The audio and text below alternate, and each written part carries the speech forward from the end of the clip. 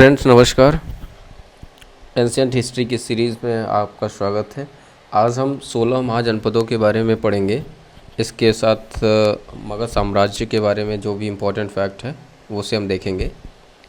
इससे पहले हमने जो भी वीडियोस अपलोड किए हैं एंशिएंट हिस्ट्री का, आप जाके देख सकते हैं और जो भी आपके सजेशंस हो आप उसमें कमेंट बॉक्स में दे सकते हैं।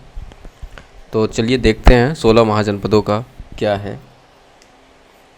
16 महाजनपदों का टाइम पीरियड 600 BC के आसपास माना गया है। ये यहाँ पे 16 महाजनपदों का सबसे पहले तो देखिए उल्लेख कहाँ पे किया गया है। सबसे पहला साहित्यिक स्रोत जो है इसमें दो हैं, एक बौद्ध धर्म का है, एक जैन धर्म का। बौद्ध धर्म में अंगुत्तर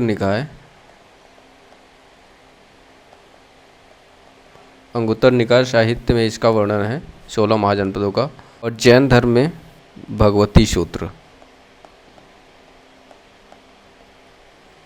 ठीक है, इन दोनों में 16 महाजनपदों का उल्लेख किया गया है।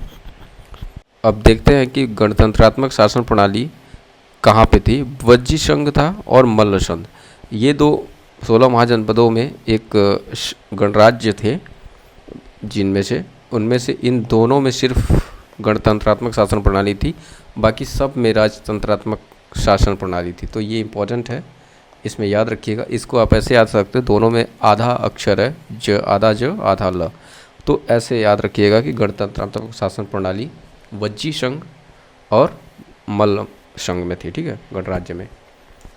गंगा घाटी में कुल 10 महाजनपद स्थित थे, प्राचीन समय की बात है। यूपी में कुल 8 महाजनपद हैं और बिहार में 3 महाजनपद पाए गए हैं। ठीक है,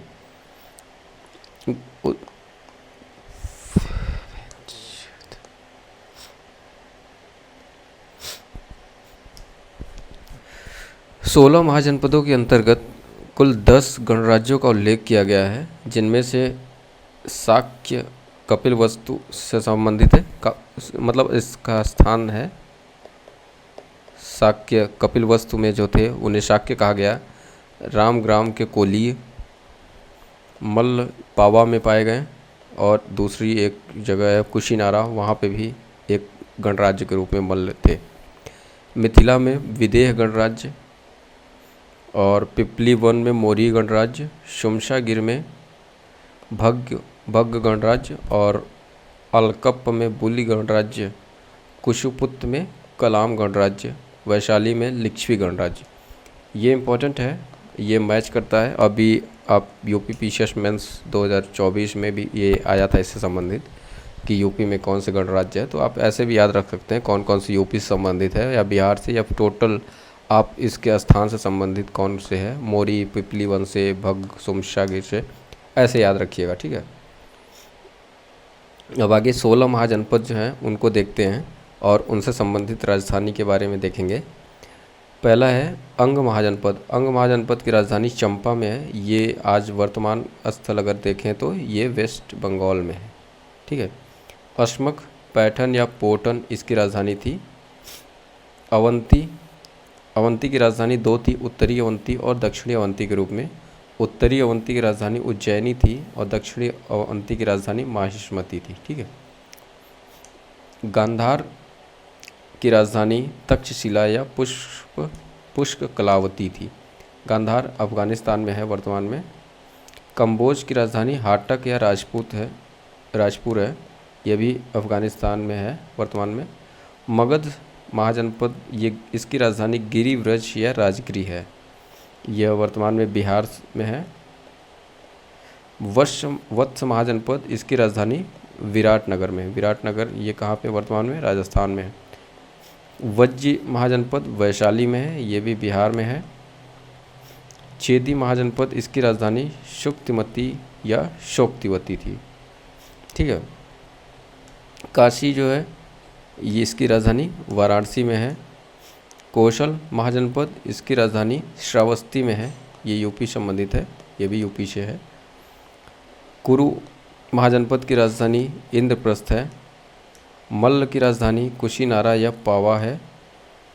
और पांचाल की राजधानी जो है वो अहिछत्र और काम्पिल्य के रूप में, उत्तरी पांचाल की राजधानी अहिछत्र है और दक्षिणी पांचाल की राजधानी काम्पिल्य है। सुरसेन महाजनपद की राजधानी मथुरा है, वत्स की राजधानी कौशाम्बी है। तो यहाँ से हमने देख लिया कि कौन से महाजनपद की क्या राजधानियाँ हैं और इनका वर्तमान स्थान आज कहाँ पे है, तो इसको देख ले। ये 16 महाजनपदों का उल्लेख हमने देखा कि बौद्ध धर्म का अंगुत्तर निकाय में इसका उल्लेख है और जैन ग्रंथ के भगवती सूत्र में। ठीक है, आगे हम देखते हैं मगध साम्राज्य, इसका क्या टाइम पीरियड है। मगध साम्राज्य 600 ईसा पूर्व से 323 ईसा पूर्व के बीच इसका टाइम पीरियड है और इसके प्रमुख वंशावलियों में इसके प्रमुख देखते हैं। पहला है हर्यक वंश, इसका टाइम पीरियड आप देख लीजिएगा, इम्पॉर्टेंट नहीं है, नाम याद रखना इम्पॉर्टेंट है। पहले मगध साम्राज्य में, मगध वंश में हर्यक वंश पहले नंबर पे रहता है, दूसरे पे शिशुनाग हो गया, तीसरे पे नंद वंश हो गया, चौथे पे मौर्य वंश, फिर शुंग वंश, फिर कण्व वंश। तो इसे आप याद रखिएगा क्रोनोलॉजिकल वे में, ये एग्ज़ाम में हमेशा पूछा जा रहा है अक्सर, तो इसे याद रखिएगा, इम्पोर्टेंट है। यही यहाँ पे भी है एक कि इसका क्रम कौन सा है। वृहदत्त वंश सबसे पहले आता है मगध साम्राज्य में, वृहदत्त वंश के बाद हर्यक वंश आता है। यहाँ पे हमने वृहदत्त वंश लिखना भूल गया है, यहाँ पे वृहदत्त वंश। वृहदत्त वंश के बाद में आता है हर्यक वंश। हर्यक वंश के शासकों का क्रम देख लेते हैं, यहाँ पे एग्ज़ाम में पूछा जाता है। यहाँ से पहले शासक जो थे वो बिंबिसार, फिर अजातशत्रु, उदयन और आखिरी शासक हर्यक वंश का नागदशक था। इसी तरह से शिशुनाग वंश के पहले शासक जो थे वो शिशुनाग के नाम से थे, फिर कालाशोक और आखिरी नंदीवर्धन था। नंद वंश का प्रथम शासक जो था वो महापद्मनंद था और आखिरी घनानंद था। घनानंद को ही आपको पता होगा कि चंद्रगुप्त मौर्य ने चाणक्य की सहायता से इसे पदस्थापित किया था और इसे मारा था। ठीक है, आगे हम उसे मौर्य साम्राज्य में देखेंगे। अब हम देखेंगे कि मगध साम्राज्य में कुछ जो राजा थे उन्हें अलग अलग राज्यों में किस नाम से जाना जाता था या उनके प्रमुख कौन कौन से राजा थे। अवंती के प्रमुख राजा प्रदोत थे, मगध के उदयन, वत्स के उदयन, ये दोनों में सिमिलर है नाम, थोड़ा याद रखिएगा क्लैरिटी के साथ में। वत्स यानी कि कौशाम्बी, वर्तमान कौशाम्बी का स्थल है। ठीक है, यहाँ के शासक जो थे वो उदयन थे। प्रसेनजीत कौशल को आज वर्तमान में अयोध्या से आप संबंधित है। और मगध में अजातशत्रु के बाद में उदयन आता है, वो दोनों एक साथ के नहीं हैं। अच्छा, मौर्य शासकों का क्रम कुछ देख लेते हैं, जैसे कि सबसे पहले आते हैं चंद्रगुप्त मौर्य, फिर बिंदुसार, अशोक, दशरथ, फिर संप्रति, शालिशुक, देववर्मन, शतधनवद और आखिरी में जो आता है वो वृहदत्त आता है। तो इम्पोर्टेंट याद रखना है ये चंद्रगुप्त मौर्य, बिंदुसार, अशोक, दशरथ, उसके बाद ये भी इम्पोर्टेंट है और आखिरी में वृहदत्त। पाटलिपुत्र का संस्थापक किसे माना गया है, वो उदयन को माना गया है। ठीक है,